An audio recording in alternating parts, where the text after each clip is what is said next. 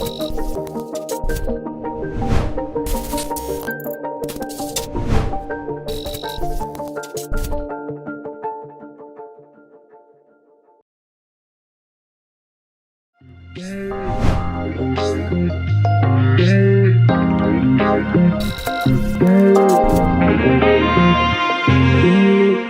moi, l'ISEL, c'est avant tout une école d'ingénieurs à taille humaine. Et je dirais que la taille humaine de l'école favorise l'intégration de chacun. Tout le monde se connaît et donc ça renforce l'entraide et le sentiment d'appartenance à un collectif. Ensuite, ce que j'apprécie à l'ISEL, c'est la diversité des matières que l'on voit au cours des 5 années d'études.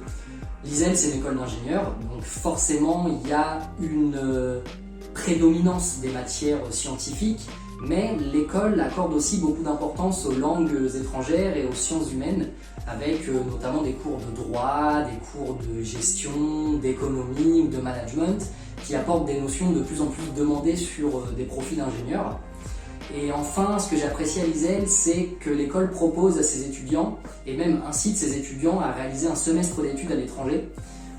Donc c'est un semestre qui permet de s'ouvrir sur le monde, de découvrir de nouvelles cultures, d'apprendre de nouvelles façons de travailler.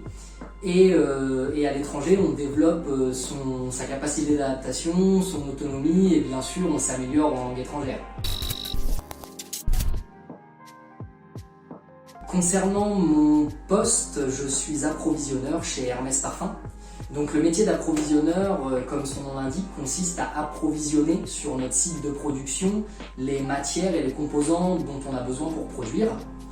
Parmi les missions principales de l'approvisionneur, on pourrait noter définir des stratégies d'approvisionnement par typologie de produit, créer des indicateurs de performance fournisseurs, suivre nos niveaux de stock et bien sûr passer des commandes auprès des fournisseurs et assurer la relation avec ces fournisseurs, ce qui implique des déplacements, parfois même à l'étranger pour les rencontrer.